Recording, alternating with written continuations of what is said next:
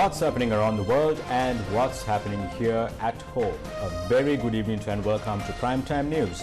I'm Sandra Ferdinando. And I'm Naveksha Gunasekar, and we'll start off by taking a look at your headlines for tonight.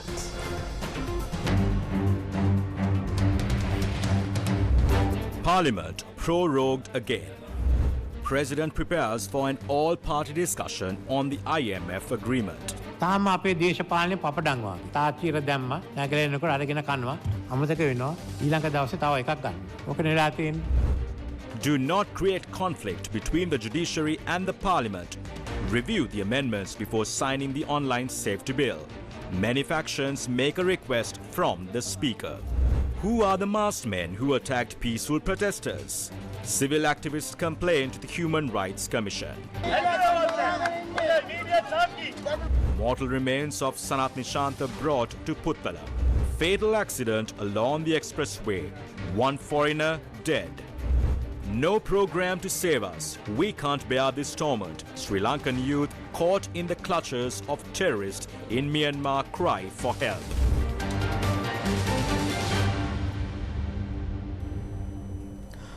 First up in news here at home. The President has decided to prorogue Parliament with effect from midnight today. The new session of Parliament will commence at 10:30 a.m. on the 7th of February. The President's decision to prorogue Parliament was announced by the President's Secretary by issuing an extraordinary Gazette notification this afternoon. The prorogation is a temporary recess of Parliament. According to Article 70, Sub-Article 1 of the Constitution, the President is vested with the powers to prorogue Parliament, and Parliament must reconvene within 2 months. When Parliament is prorogued, all committees established for special purposes, such as Committee on Public Accounts and Committee on Public Enterprises, cease to function. All of these committees for special purposes have to be reconstituted when Parliament resumes.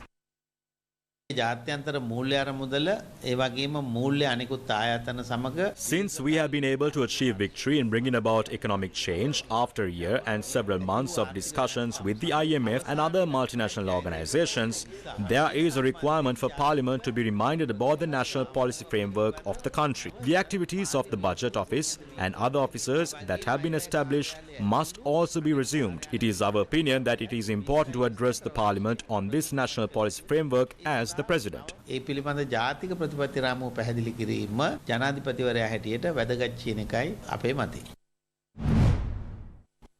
President Ranil Wickremesinghe, addressing the International Customs Day celebration, said that all political parties should come together and discuss on the IMF agreement.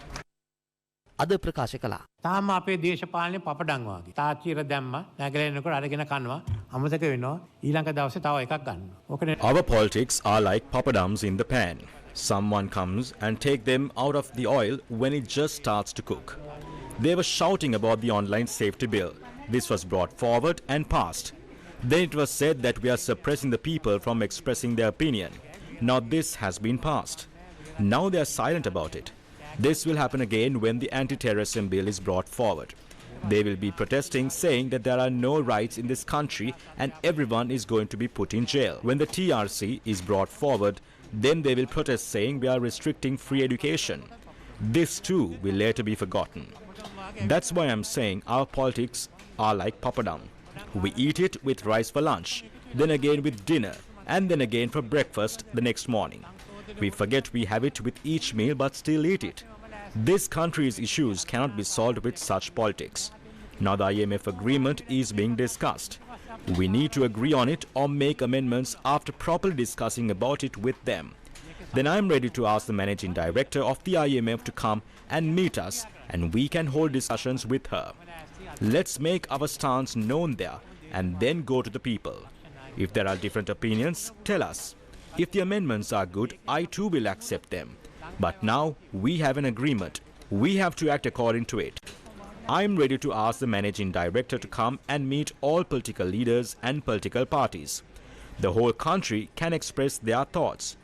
Because if we dismiss this, it will be the end of the economy of Sri Lanka. If needed, I will ask the head of the World Bank to come as well, and let's sit down and hold discussions for the future of our country. The country's economy needs to develop for our country to develop. But if we keep eating papadam every day, we may not be able to even eat rice in the future. ආර්ථිකය දියුණු වෙන්න ඕනේ රට දියුණු වෙන්න. ඉතින් ඒ නිසා අපි එතෙන්ට යන්න. මොකද හැමදාම පපඩම් කෑවොත් මේ අර විදිහට බත් කන්න බැරි වෙයි. එච්චරයි වෙන්නේ.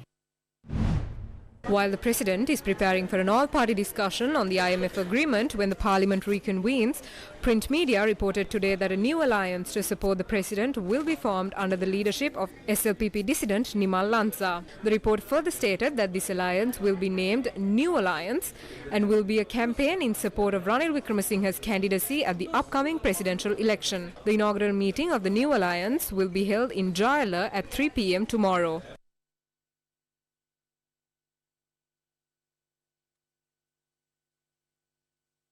British High Commissioner to Sri Lanka, His Excellency Andrew Patrick, stated that he is aware of the issue raised by civil society and various sectors regarding the impact of the new act on the freedom of expression and the economic growth of Sri Lanka. The British High Commissioner emphasizes that it is important to implement new laws in such a way that both these entities are protected. In the meantime, Canada and Australia have also issued messages on X, stressing that they are paying close attention to the online safety bill. The bill had proposed to appoint a 5-member commission to determine the accuracy of the statement made via online platforms and to consider making such false statements as a crime and to take legal action against those who made such statements. This law empowers the commission to impose fines and prison terms through a judicial process. The main criticism levelled against this bill is that this restricts the rights of the people to express their opinion and to the people's right to information. When this bill was challenged in the Supreme Court, it was recommended that many sections of the bill must be amended in order for the bill to be in line with the Constitution and for the bill to be passed by a simple majority in Parliament. The Attorney General also presented the amendments proposed to the bill by the government to the Supreme Court, and the Supreme Court, after having taken into consideration all these matters, had given a determination of what provisions should be changed. To be made by the ruling party to the Supreme Court, and after considering all the facts, the court recommended the amendments to be made to the drafted bill. The opposition alleged that the ruling party did not include 13 amendments recommended by the Supreme Court when they were amending the draft bill. The amendments proposed by the Supreme Court will be included. If the amendments are unnecessary, we can disregard those amendments and not include them. But nothing will happen outside of the determination that has been given by the Supreme Court. I can assure you of that. Attorney W.M. Vijay Bandara, speaking at the Mawatha discussion on our sister channel Sirasa TV, he said that the legislature ignoring the decisions of the judiciary is a serious situation. The judiciary said that there are 31 amendments and that they must be amended like this. And apart from that, the minister is also saying that there are further mistakes. Then the only transparent system to adopt these changes is to re-gazette it. But it wasn't done. Once the bill is signed by the Speaker, the judiciary cannot question the validity of that piece of legislation. It becomes an act. There's a request from the opposition not to sign this bill. They don't even know what to print in the act. If the legislature of this country is disregarding the determination of the Supreme Court of the country, then the basic system in this country has already broken down.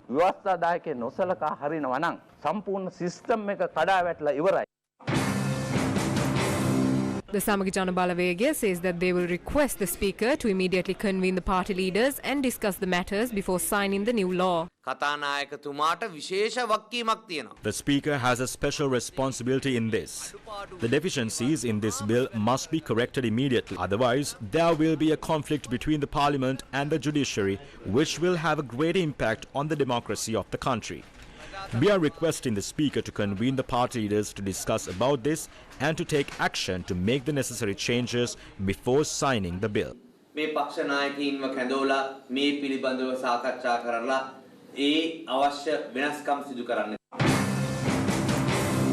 second generation requested the Speaker to take immediate action before it creates a conflict between the Parliament and the judiciary. This bill can lead to a conflict between the judiciary and the Parliament.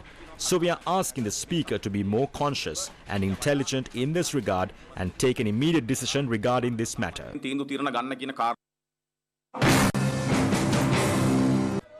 A program to collect signatures as a mark of protest against the online safety bill began today opposite the Fort Railway Station.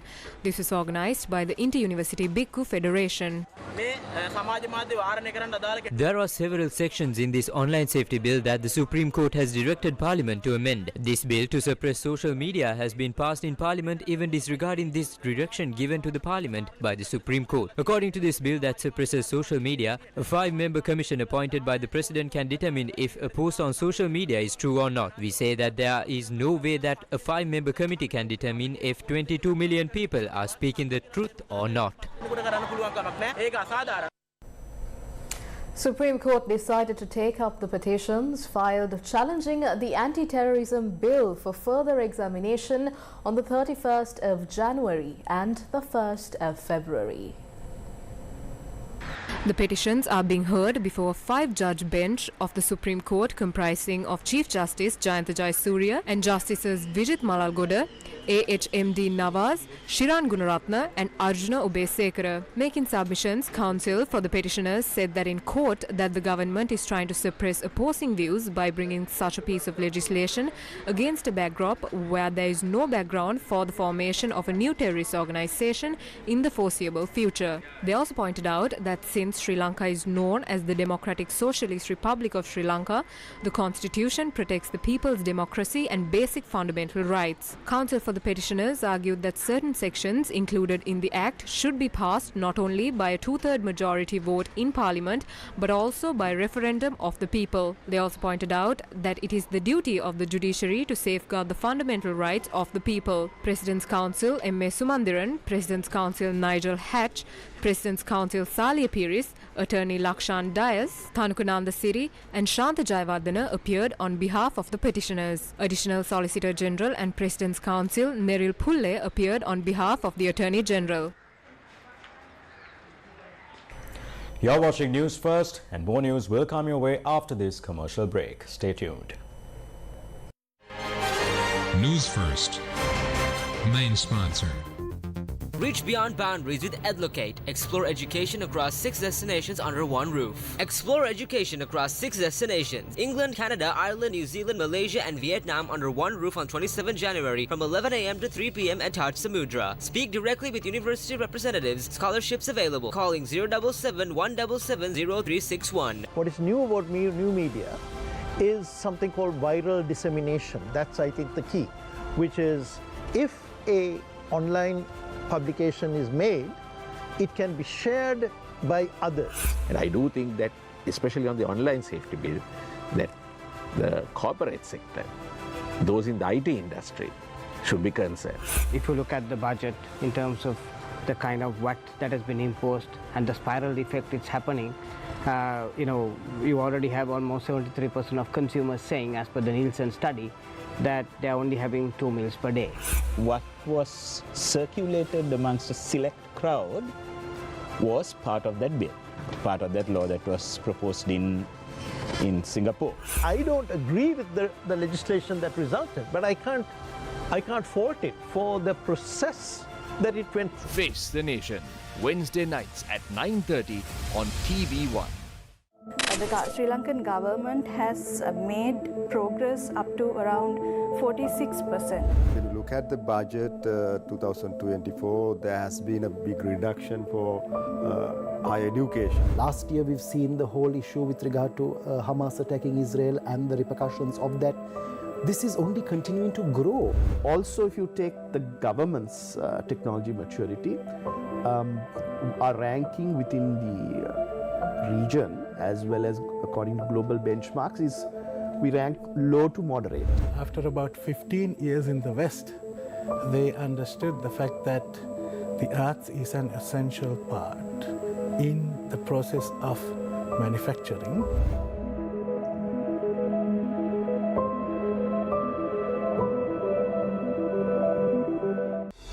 If the people of this country still opt to vote for the Rajapaksas and the SLPP, then we have very, very little hope. Sri Lanka has a unique position of being the absolute last in the world in terms of revenue to GDP. You need to get rid of corruption, then only we can think about at least some rationale in the development of a country.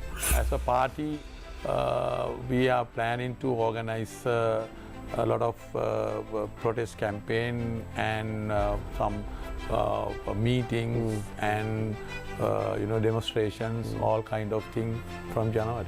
When the purchasing power, what we call the aggregate demand, goes down, it will have a negative impact in the economy as well.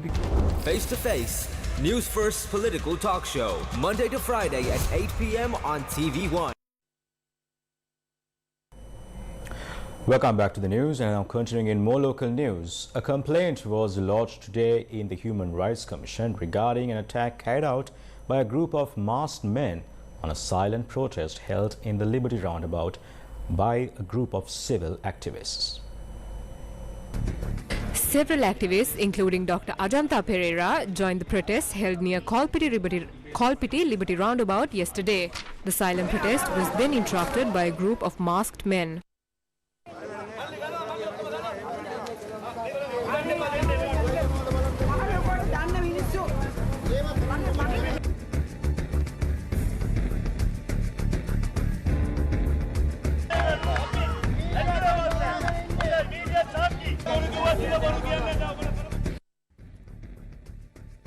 This is how the police subsequently removed the masked men from the protest site.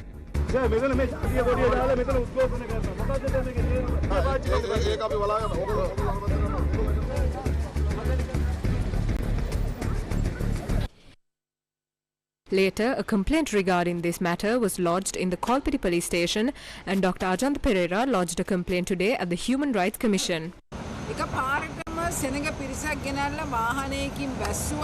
A group of people suddenly got down from a vehicle. When the crowd was coming, the police went towards temple trees. Why did the police run away? Was it because this was a pre-planned sabotage? Even the traffic police didn't stay back. I'm asking Tiranalas whether bills were passed in Parliament to conduct such acts. The procedure they are trying to follow is one of intimidation and suppression of freedom of expression. It is because the thugs knew that the police was on it that they dare to go the extra mile and even harass the women who were there.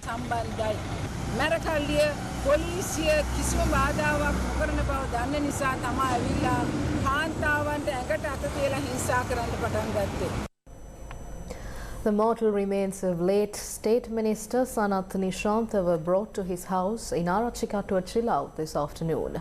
The final rites are scheduled to be conducted on Sunday.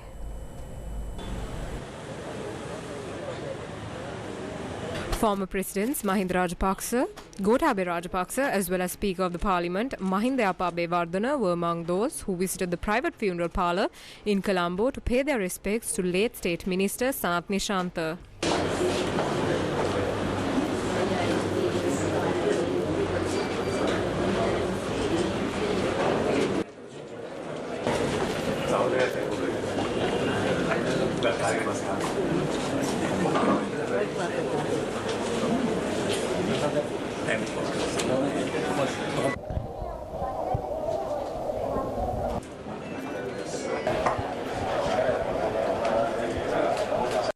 විශාල පාඩුවක් පක්ෂයට පාඩුවක් පක්ෂයට විතරක් නෙවෙයි අතවසම රටටත් පාඩුවක් පළාතට පාඩුවක් ඒ වගේම රටටත් පාඩුවක් තිබීගත්තා මේ ඩෙමොක්‍රසික නායකත්වය ඔය ඒ විලාවට පක්ෂත් එක්ක සාකච්ඡා කරලා හරි ගන්නවා බය කියන එක අඳුරන්නේ නැහැ ඕනම වෙලාවක කෙලින් මුණ දුන්නා ඕනම ප්‍රශ්නයකට මහින්ද මහත්තයා සැබෑ ආදරය කරන පුත්‍රයෙක් තමයි සනත් නිශාන්ත මහතුමා මම ජල සම්පාදන ඇමතිවරයා හැටියට ඉන්න කාලේ අමාත්‍යාංශයේ රාජ්‍ය ඇමතිවරයා හැටියට ඔහු මට තියෙන වගකීම් වලින් භාගයකට වැඩි පංගුවක් ඔහු බාර අරගෙන යෝධයෙක් වගේ වැඩ කරපු මහා කාර්යශූර මිනිස්සෙක්. මහජන නියෝජිතයෙක් විදියට එතුමා පුත්තලම දිස්ත්‍රික්කයේ ජනතාවත් එක්ක දීර්ඝ කාලයක් එකට බැඳිලා කටයුතු කරපු තැනැත්තෙක් විදියට ඒ ජනතාවට වෙච්ච විශාල පාඩුවක් විදියට තමයි අපි දකින්නේ. මේක ලංකාවටම මේ සිද්ධ වෙච්ච මහා පාඩුවක් සරත් අපට නැති වෙච්ච එකේ අඩුපාඩුව අපට පුරව ගන්න ලේසි නෑ කියන එක.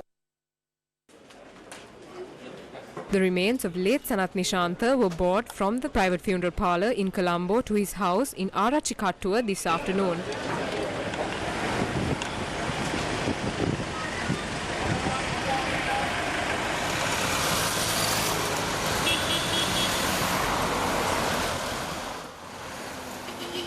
People gathered on either side of the road to pay their final respects.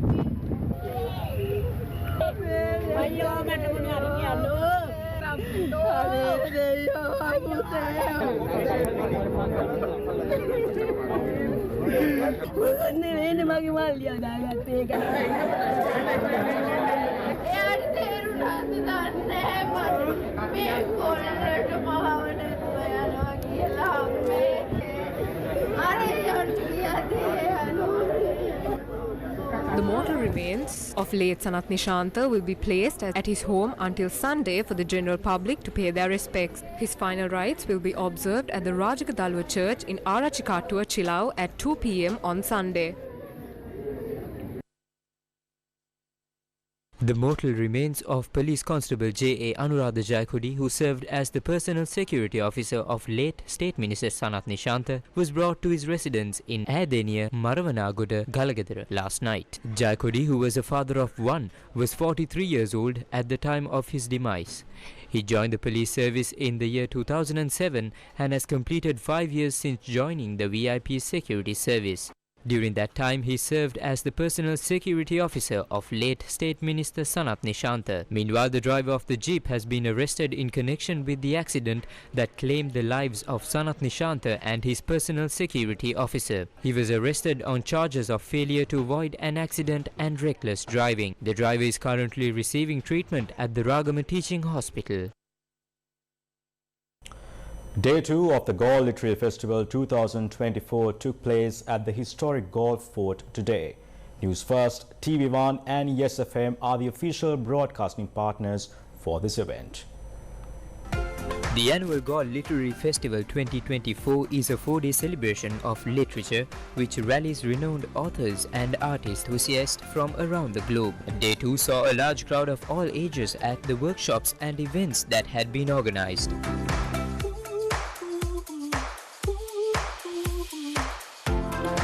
Newsfirst conducted several exclusive author interviews as well.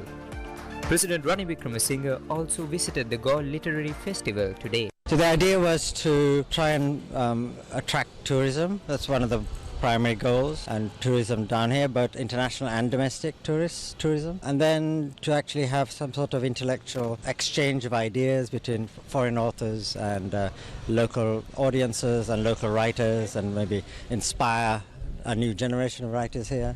And and I think on the whole we kind of achieved that. It's amazing, there's just such variety, really good writers, both local and international, and it's an absolute pleasure. I've enjoyed it a lot.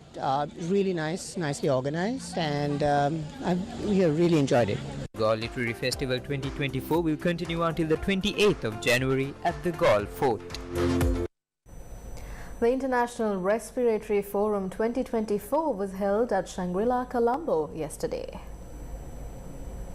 The International Respiratory Forum 2024, conducted by Getz Pharma in collaboration with the Sri Lanka College of Pulmonologists, took place at Shangri-La, Colombo yesterday. The IRF is an annual academic event conducted by Getz Pharma and was held for the third time in Sri Lanka, with the first time being in Malaysia and the second in Vietnam. Over 130 foreign delegates from Pakistan, Philippines, Kazakhstan, Kenya, Nigeria, Uzbekistan, Afghanistan, South Sudan and Iraq, and over 30 delegates from Sri Lanka participated in this event. The program included a range of plenary sessions, all addressing pertinent clinical subjects. We have a concern of a lot of respiratory diseases such as infectious diseases, COVID, influenza and many other diseases. Asthma, COPD are very much of concern. And today we are discussing about all the respiratory diseases. We are concerned of the use of artificial intelligence for diagnosis purpose of the respiratory diseases. This will improve the holistic care of patients, especially respiratory patients in Sri Lanka as well as many other parts of the world, especially Asian African region. We'll be back after a short commercial break. Stay with us. Explore education across 6 destinations: England, Canada, Ireland, New Zealand, Malaysia and Vietnam under one roof on 27 January from 11 a.m. to 3 p.m. at Taj Samudra. Speak directly with university representatives. Scholarships available. Calling 077 177 0361. What is new about new media is something called viral dissemination. That's, I think, the key, which is if a online publication is made, it can be shared by others. And I do think that, especially on the online safety bill, that the corporate sector, those in the IT industry, should be concerned. If you look at the budget in terms of the kind of VAT that has been imposed and the spiral effect it's happening, you already have almost 73% of consumers saying, as per the Nielsen study, that they're only having 2 meals per day. What was circulated amongst a select crowd was part of that bill, part of that law that was proposed in Singapore. I don't agree with the legislation that resulted, but I can't fault it for the process that it went through. Face the Nation, Wednesday nights at 9:30 on TV1. If the people of this country still opt to vote for the Rajapaksas and the SLPP, then we have very, very little hope. Sri Lanka has a unique position of being the absolute last in the world in terms of revenue to GDP. You need to get rid of corruption, then only we can think about at least some rationale in the development of a country. As a party, we are planning to organize a lot of protest campaign and some meetings and demonstrations, all kind of things from January. When the purchasing power, what we call the aggregate demand, goes down, it will have a negative impact in the economy as well. Face to Face, Newsfirst political talk show, Monday to Friday at 8 p.m. on TV1. The Sri Lankan government has made progress up to around 46%. When you look at the budget 2024, there has been a big reduction for higher education. Last year we've seen the whole issue with regard to Hamas attacking Israel and the repercussions of that. This is only continuing to grow. Also, if you take the government's technology maturity, our ranking within the region as well as according to global benchmarks is we rank low to moderate. After about 15 years in the West, they understood the fact that the arts is an essential part in the process of manufacturing.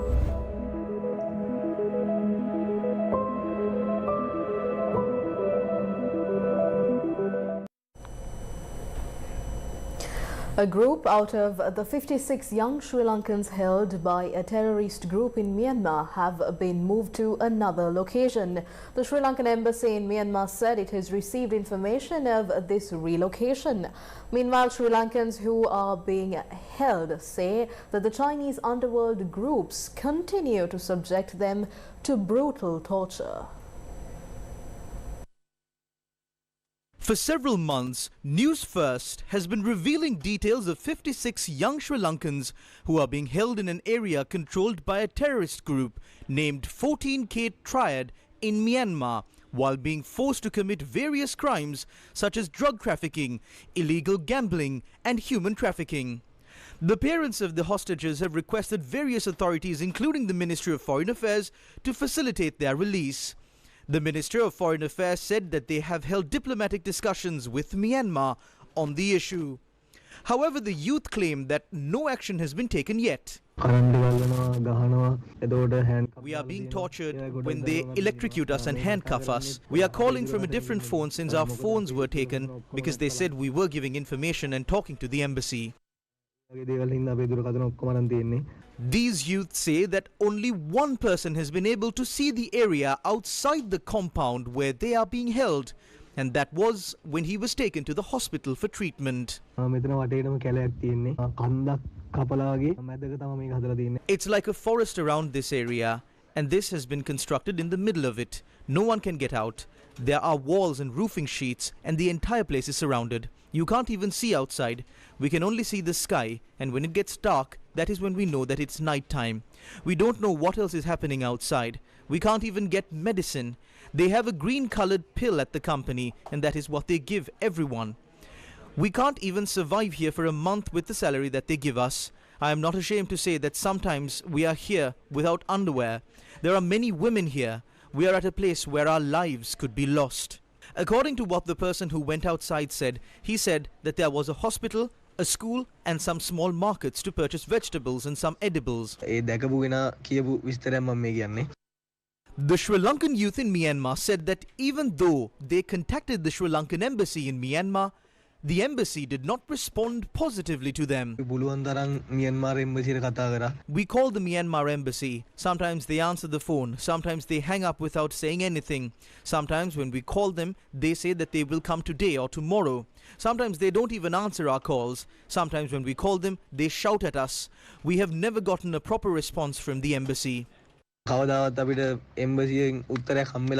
When inquired on this matter, the Sri Lankan ambassador to Myanmar, Janaka Bandara, said that he has intervened as much as he could to free this group of Sri Lankans. He added that the government of Myanmar has diplomatically agreed to intervene for the release of the Sri Lankan youth in Myanmar. He goes on to request for patience from the young Sri Lankans in Myanmar as well as their families. Newsfirst with the people. Water is an invaluable resource available in abundance in Sri Lanka and has sustained life here on our motherland for generations. The Sirasa Media Network launched a program to use this life-giving water to evoke blessings upon the entire nation. This program carries the name Jala Jana Ralla.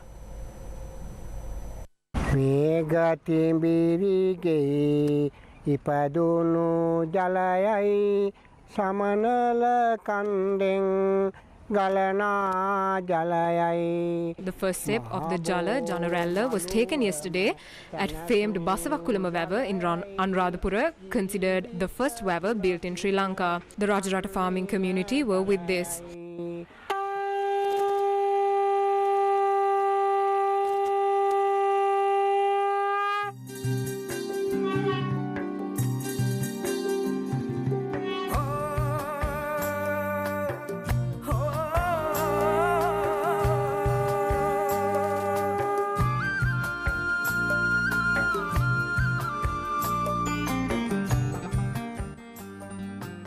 The water from the vavar was then ceremoniously taken to the Jayashree Mahabodhiya and Ruanvali Mahasaya to be blessed.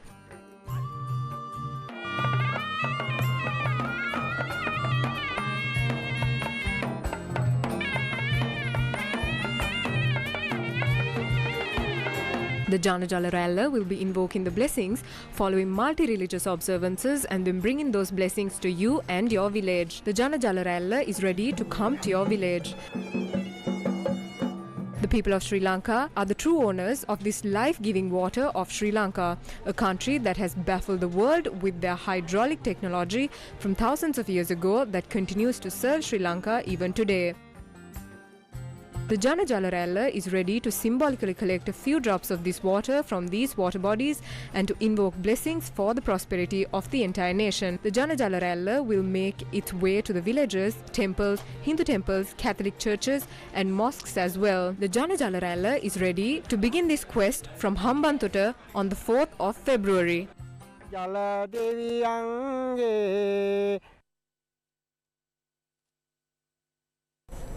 Another accident took place along the expressway which claimed the life of a foreigner and 4 others were left injured. Another accident took place today along the opposite land in close proximity to the site of the accident that claimed the life of Sanat Nishanta. The accident took place near the 27-1L post along the expressway between Kadawatha and Kerawala-Pitiya. A foreigner died in the accident and 4 others were injured. The police reported that the accident occurred when a van travelling towards Katunayaka collided with the rear end of a lorry at around 7 this morning. The deceased is a 37-year-old Australian travelling in the van. The injured were admitted to the Ragama Teaching Hospital. Two more suspects have been arrested in connection to the Beliatta shooting in which 5 people were killed. The suspects were arrested during a raid carried out in Galle by officers of the Police Special Task Force. 9 grams and 300 milligrams of heroin, a motorcycle, 3 mobile phones and a knife that were found in possession of the suspects were seized by the police.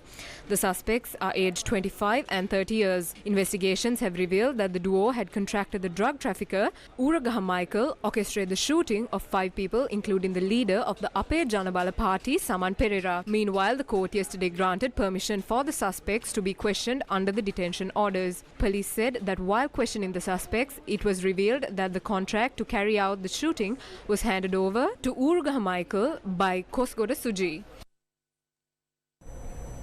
In more local news, Chairman of Litro Gas Company Mudita Piri states that the company was able to overcome all challenges while keeping the price range in a comfortable place, paying off debt and covering the losses. Revelations regarding the profits earned by the Litro company in 2023 was made today in a press conference convened by its chairman Mudita Piris. Litro Gas has incurred a loss of 14 billion 1.5 years ago. The debt itself was a sum close to 10 billion. We were able to overcome all those challenges while keeping the price range in a comfortable price, while paying off the debt and covering the loss at the same time. We earned a profit of 6.7 billion and 7 billion. බිලියන 7ක විතර ලාභයක් Litro gas ආයතනයේ විදිහට ලබන්න. මෙතර ලාභ ලබනවා නම් ඇයි ඔබතුමාලා මේ විකුණන්නත් බලාපොරොත්තුවක් තියනවා කියලා අපිට දැනගන්න තියෙනවා. We do not intend to sell the company. We prefer to continue working as a state institution. I think this is a question that arises due to the current economic crisis in the country. We have been given the responsibility to meet the country's gas needs and to continue our functions as a state institution.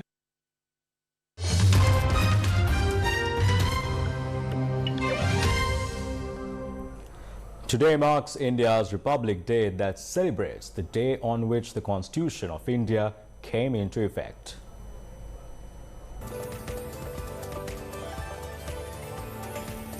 India celebrated its 75th Republic Day today. Republic Day signifies the pivotal moment when India's constitution became effective in 1950. The main event for the holiday is a massive parade held in the capital of New Delhi, which includes cultural, historical and military displays.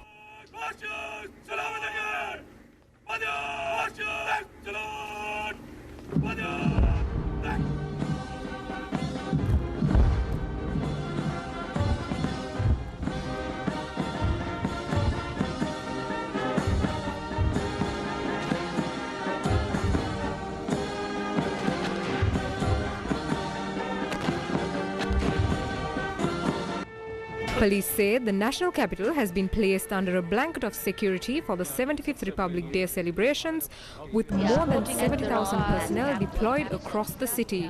Antoine and Captain Chris Orju going past the saluting base. The first army contingent. सलामी मंच के सामने अगली टुकड़ी कर्तव्य पथ पर सलामी मंच के सामने अगली टुकड़ी जिसका नेतृत्व टैंक 42 बख्तरबंद रेजिमेंट के लेफ्टिनेंट सिंह ढिल्लन 42 बख्तरबंद रेजिमेंट के गरुड़ का हूँ क्षमता है प्यारे युद्ध घोष गरुड़ का हूँ बोल प्यारे. We have regiment of artillery led by Lieutenant Priyanka Sevda, led by Lieutenant Priyanka Sevda, multi-barrel rocket launcher systems, and a maximum of 75 meters. Lone helicopter, helicopters, three big formation helicopters. As they move forward, big formation. French President Emmanuel Macron attended the event as chief guest this year. President Draupadi Murmu hoisted the national flag, followed by a parade from New Delhi's Vijay Chowk, following the route to Vijay Chowk to Kartavya Path. This year's top attractions included a women's tri-service group parade, a French contingent to join the R Day parade, 6 Indians to join the French military team in the Republic Day parade, AI to take space in the parade, ISRO's Chandrayaan 3 to be highlighted, and more. We have the mechanized column of the Indian Army. कर्तव्य पथ पर भारत की सैन्य शक्ति के प्रदर्शन पर lieutenant colonel Ankita Chauhan नेतृत्व कर रही हैं। लेफ्टिनेंट कर्नल ड्रोन क्या है? ये प्रतिद्वंद्वी के एनालॉग और डिजिटल संचार को रोकने, प्रतिद्वंद्वी के एनालॉग विश्लेषण करने में सक्षम रोकने, निगरानी और विश्लेषण करने में सक्षम चौकस। कोर का आदर्श वाक्य सेना की चौकस। Get up early, but definitely well worth it for each and every person. But definitely well worth it for each and every person who has shared with you. And with that, we wrap up primetime news for tonight. Thank you for watching. Good night.